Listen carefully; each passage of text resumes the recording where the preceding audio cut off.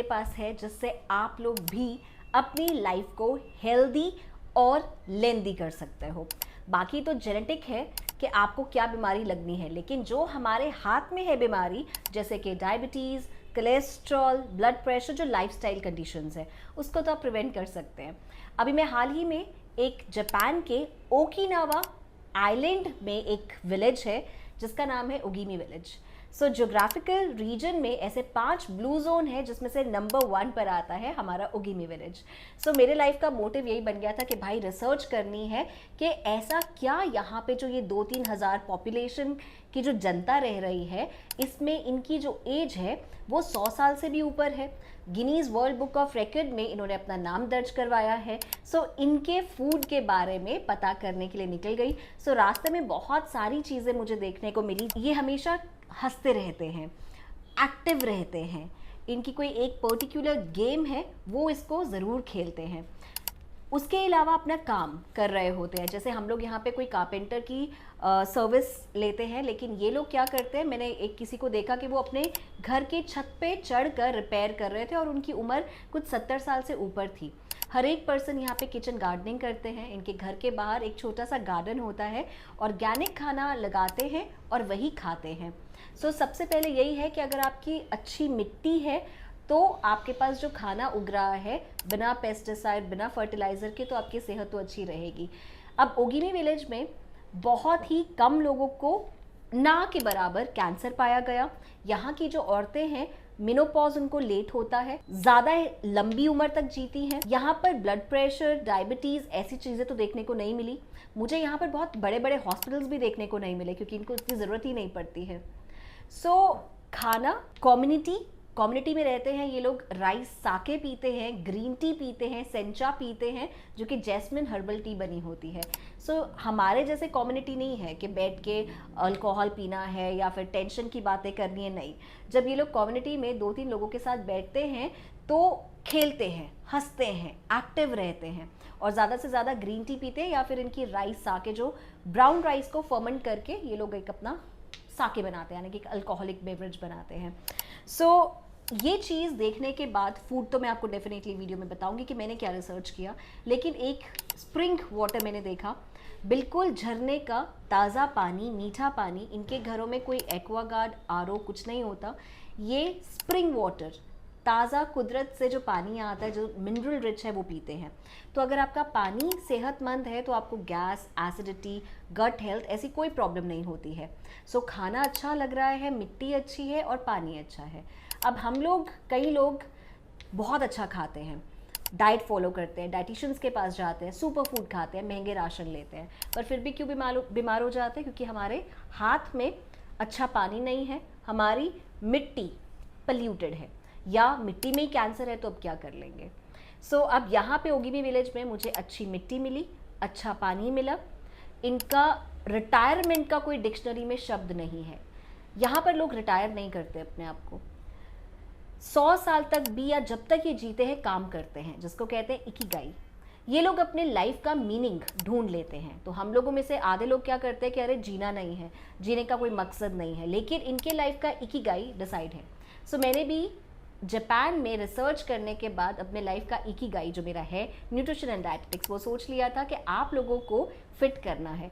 सो अब मैं आपको कुछ ऐसे फूड बताऊंगी जो मैंने देखे, ये लोग नेचुरली खाते हैं, वो फूड आप नोट कर लीजिए।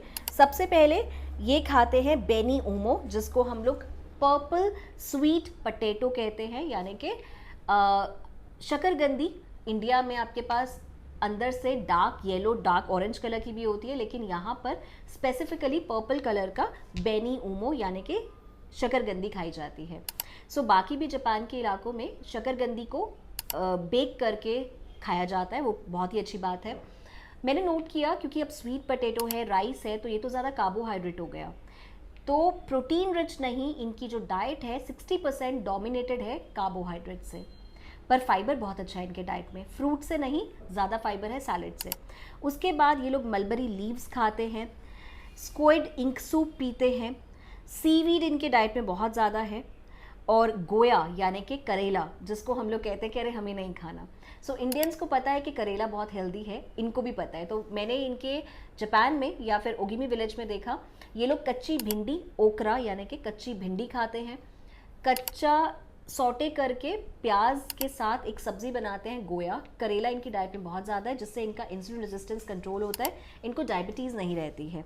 उसके अलावा बहुत सारे ऐसे फूड हैं जो ये लोग खाते हैं, जिसकी लिस्ट आपको दिख रही है, लेकिन मैं आपको आगे चलने से पहले बता दूं कि ये कोई भी मील खाने से पहले बोलते हैं हारा हाचीबू, यानी कि हम लोग जैसे प्रे करते हैं, ये प्रे करते हैं, लेकिन हारा हाचीबू बोलना इनके एक सिस्टम में है, रिचुअल में है, ताकि ये अपने आप को रिमाइंड करते हैं कि आपको जो खाना खाना है वो 80% खाना है, 100% पेट भर के खाना नहीं खाते हैं। और मुझे एज अ डाइटिशियन ऐसा लगता है कि इनकी लॉन्जिविटी का जो कारण है वो है पेट भर के ना खाना। ये लोग दिन में 2 बार खाना खाते हैं और 80% पेट भर के खाते हैं, पूरा पेट भर के नहीं, जिससे इनके गैसेस नहीं बनती हैं, एसिडिटी नहीं होती है, गर्ड का प्रॉब्लम नहीं है और ओबेसिटी नहीं है। ओगिनी विलेज में स्पेसिफिकली मैंने कोई पर्सन ओबीज नहीं देखा, बहुत अच्छी बात है।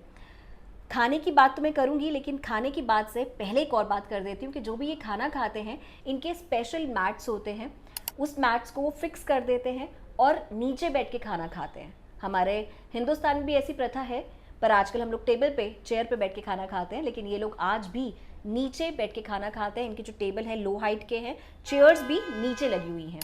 सो इनकी ये प्रैक्टिस बहुत अच्छी है, स्पोर्ट्स खेलते हैं, एक्टिव रहते हैं। और अब खाने की लिस्ट हम आपको फिर से बता देते हैं। अब खाने में प्रोटीन, बहुत ही biological good value source protein का ये खाते हैं, जैसे कि टोफू।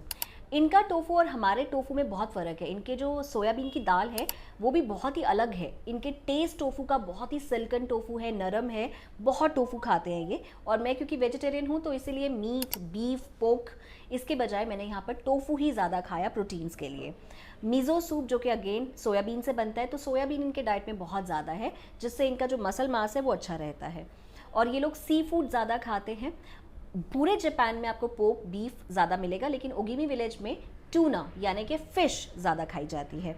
उसके अलावा सब्जियों में जैसे मैंने आपको बताया, भिंडी, गाजर, करेला बहुत ज़्यादा है। प्री प्रोबायोटिक, अब मैं हमेशा ये बोलती हूँ कि अगर आपका गट हेल्थ अच्छा है, अगर आपका पाचन अच्छा है, तो आपको कोई बीमारी नहीं होगी। सो ये अपने पाचन के लिए एक किमची सैलेड बनाते हैं। तो किमची सैलेड मुझे एक ऐसी रेसिपी लगी जो हमें, अगर अपनी लाइफ हेल्दी करनी है तो हमें अपने डाइट में इसको ऐड ऑन कर लेना चाहिए। हिंदुस्तान में प्री प्रोबायोटिक हम दही कहते हैं, यहाँ पर ये लोग किमची सैलेड खाते हैं, वो भी नापा कैबेज का। उसके अलावा ये लोग स्नैकिंग करते हैं नोरी सीवीड पे। सो नोरी, स्पिरुलिना, सी केल्प, ग्रेप सीवीड, ये आपको बाकी सारे एशियन कंट्रीज़ में बहुत ज़्यादा देखने को मिलती है। जापानीज़ जो सुशी बनती है उसमें भी नोरी शीट जो है वो यूज़ होती है।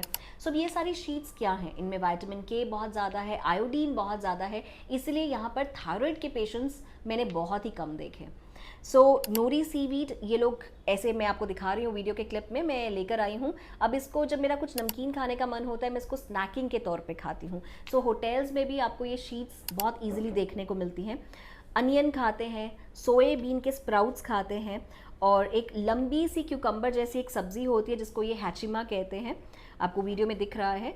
सो बेसिकली सब्जियां जो ये सीजनल उगाते हैं वही खाते हैं।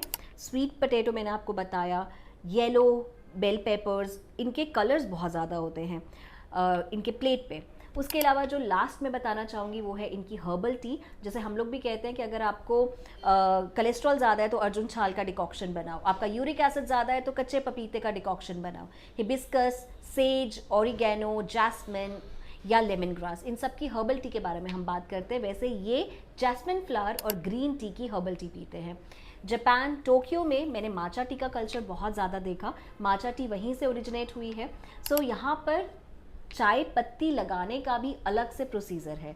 2-3 दिन पहले ही जब हार्वेस्ट करने का टाइम होता है, चाय पत्ती को ढक देते हैं और उसके बाद 2 स्टोन में ग्राउंड करते हैं इनके माचा टी लीव्स को। सो डेफिनेटली जो हमारे पास माचा टी इंडिया में है अवेलेबल या कहीं और है, वो जापानीज़ माचा टी या ग्रीन टी से अलग है।